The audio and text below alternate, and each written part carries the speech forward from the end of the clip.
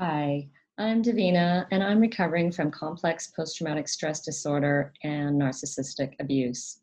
And today I would like to talk about humility. And I find that humility has been for me such an important part of my recovery and my healing process. And it's not an easy place to get to. I think it's been, a really gradual thing. And sometimes I forget. And then I come back to, oh, yeah, humility. And humility is, for me, like a mix of, it's just acknowledging, number one, just my humanness. Like, I am a human and there is suffering in the world. And also just acknowledging that, I have messed up behaviors.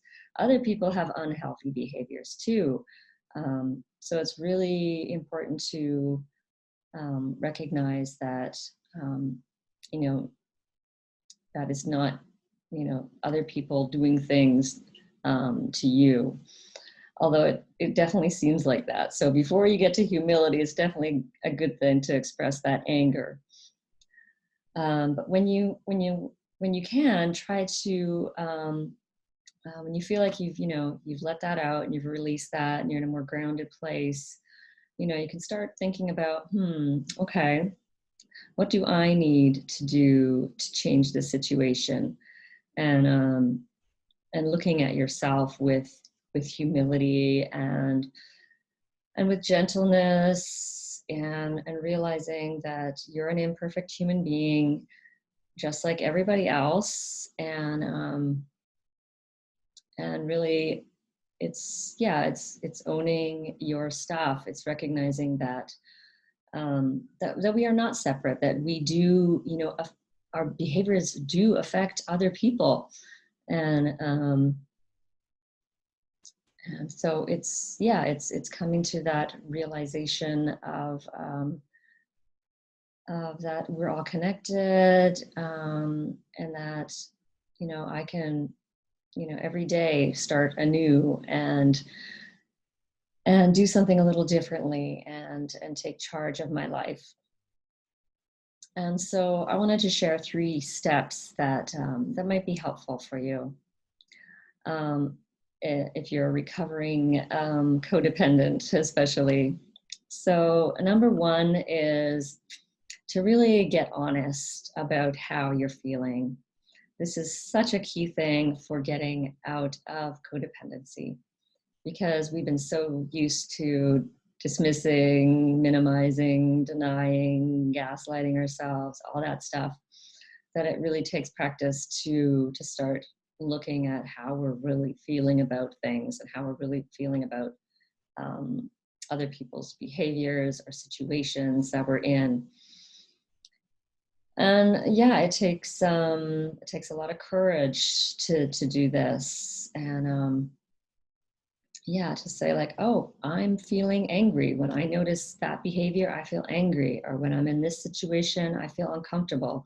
Or, when someone says that to me, I feel unsafe. And so recognizing how these interactions and interplay of things in your environment, how they are affecting you.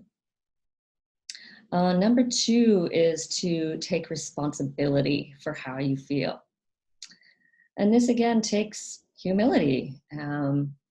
We need to take a look at ourselves and say, okay, well, if I'm feeling angry when someone does that behavior, then I need to own that anger as my own feeling, not something that they've like twisted inside me or something, like their behavior triggered that, but the anger is here inside me. That's there.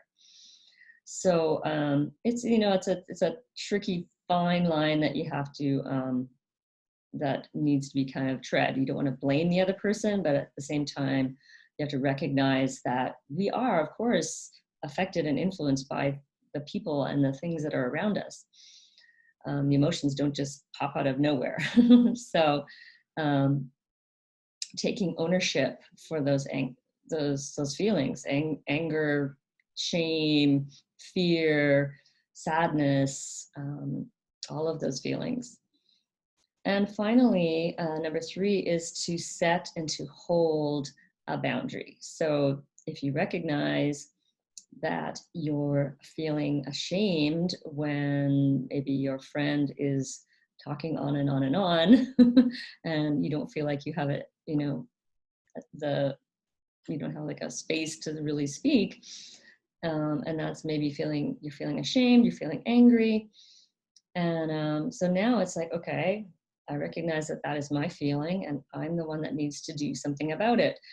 And I'm responsible for my own energy. I'm responsible for this energy, and I need to take care of it, like be a steward of my own soul, so to speak.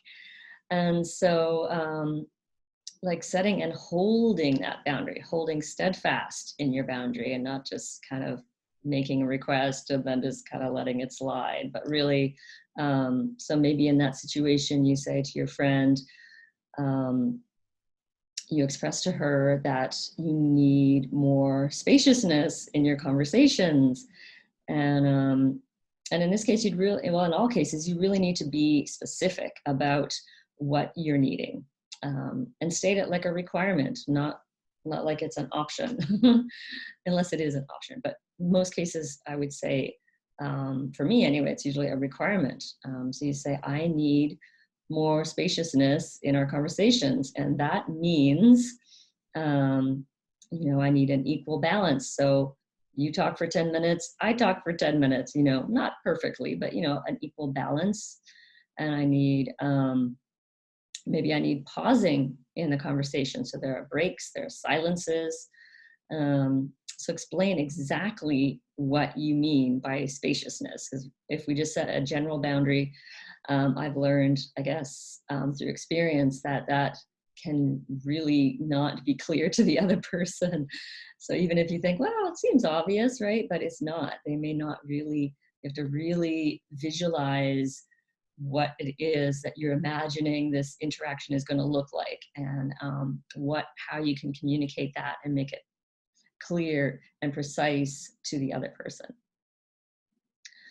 So these steps all start with, the humility to look at your own behavior, to look at your own patterns, and really to dive deep into your own feelings.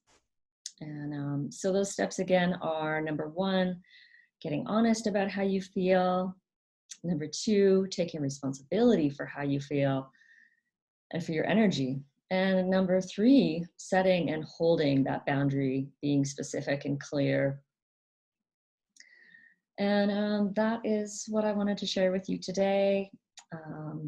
I would love to hear any comments. I'm always open to feedback as to how I can be more, more efficient or more effective in these videos. So thank you so very much. And I am wishing you many, many blessings on your journey. And I'm Davina at Boldness Blooming.